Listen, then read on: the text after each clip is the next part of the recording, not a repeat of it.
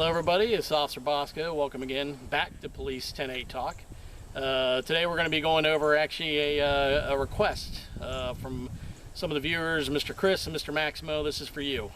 You actually wanted some more information on the M-26, which I kind of briefly went over it in my duty belt explanation. One thing they also did ask, which actually is a pretty interesting question, it's the first time I've been asked that, why I only had an M-26 on my TASER on my belt. That is actually the policy of our department. I worked for another agency where it was the exact same policy. Once we got the TASER, basically we got rid of the AS baton as well as the OC. The TASER overall I think is the better tool between the three. I think it's the most effective and by far works the best out of all three. And you have a lot less issues with injuries and things of that nature and decontamination with the OC spray. But that was actually a policy of my agency, and like I said, another agency before we had that same policy. So that was actually a good question by them, but they wanted an M-26 TASER, brief TASER video, so you want it, you got it. This is actually going to be the M-26. This is TASER International's first advanced TASER that they made. My first experience was back in 2000. They've been out for quite a while. Like I said, TASER's now on their, I believe it's the third technical model. It's the X-26P. Just for a disclaimer, I've never had any experience with it, so I can't really comment on how it works compared to the X-26. The one thing I could say about the M-26 is, like I was saying before, this thing is uber reliable. This is the Volkswagen of TASERs right here. The thing works every time. I've had very few problems with it whenever I've been carrying it. Like I said, it also operates under kind of a different technology than the newer ones. The X-26 and X-26P basically work under the principle that it causes muscle contractions. It basically causes your muscles to lock up. This one basically is more pain compliance.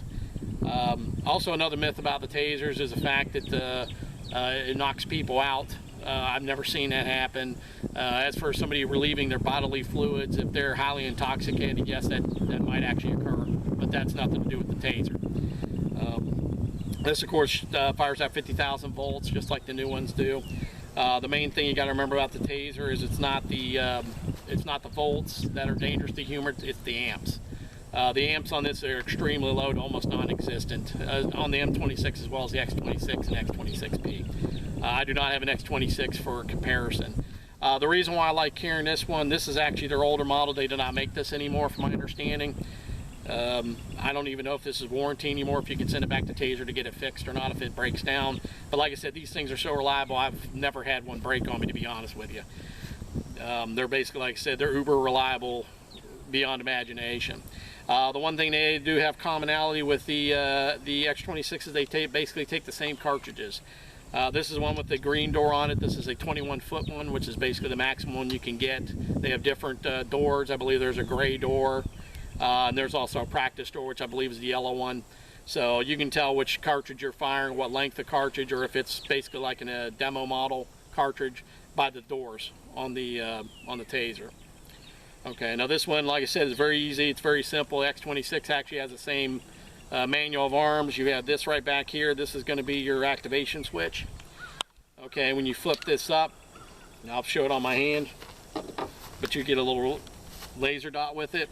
Okay, now with the X-26, it has a light and it has a laser option on it, which you can actually change between, have either laser, light, or laser. There's a little button on the top that you can use to change that, but basically you get the infamous red dot that many people that have seen TASERs deployed will see. Okay, this is basically, like I said, this is the activation switch. If it's down, it's off. When it's up, it's on. And like I said, you'll see the laser dot when you know it's on. Okay, so it's real easy to aim. And that's one of the reasons why they put that on there, so you don't have to sit there and look through the sights. Even though it does kind of have a rough sight channel on the top of it, you really don't need it unless your laser is not working and you gotta go to iron. You basically got to go to these backup sites. But like I said, with the laser, you really don't need it. Okay, and as you could deploy it, when you hit this button, you'll hear it crack.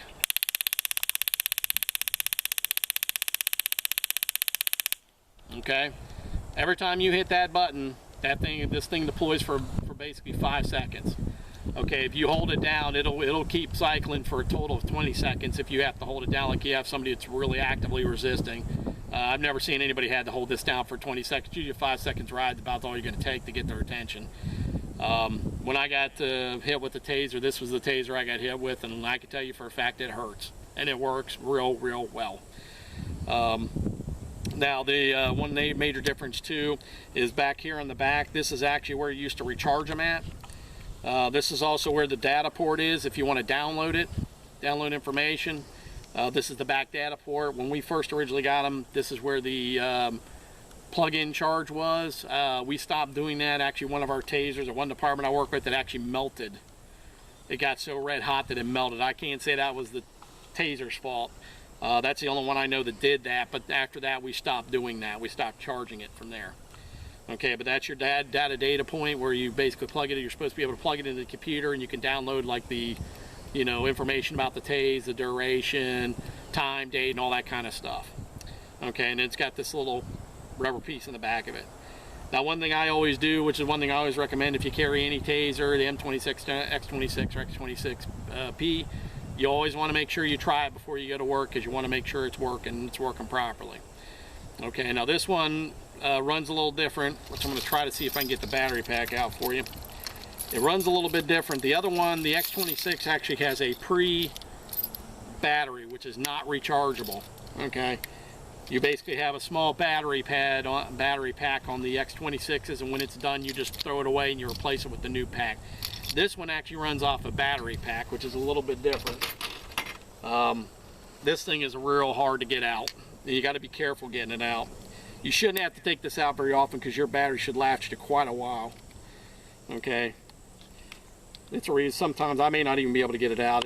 It's a real pain to get it out sometimes, to be honest with you. Okay, there we go. I got it started.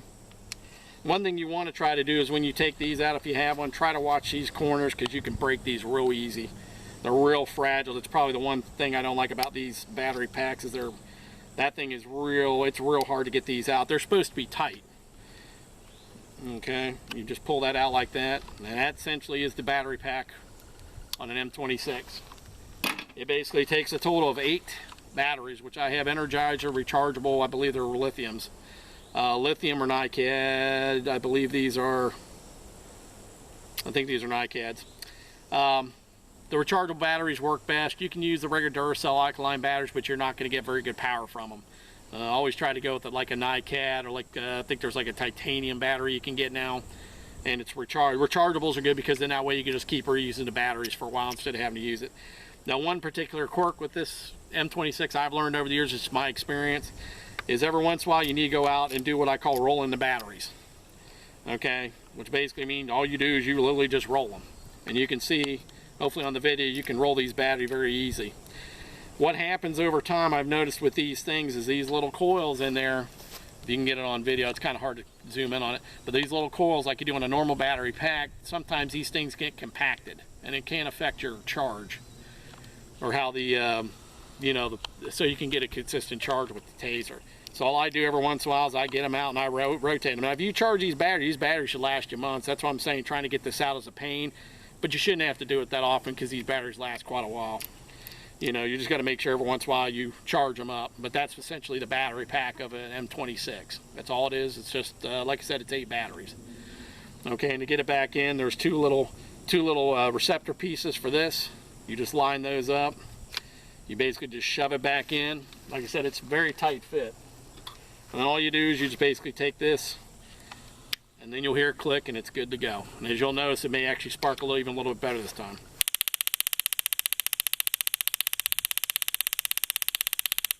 Okay, now the one thing with these too is you can contact tase with these. Now, I believe Taser now wants you basically use the cartridge only. They don't want you to do a contact tase like you used to be able to do, which basically means you use these 2 probes on the top to touch somebody, basically what is known as a drive stun.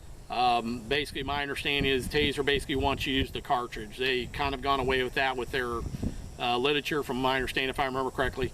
They're not much into drive stuns with the X-26. Even you can still do them. Okay, but that's basically where you touch those 2 barbs right there, and you basically just touch somebody with it instead of using the like you pop the cartridge out and use that as a drive stun.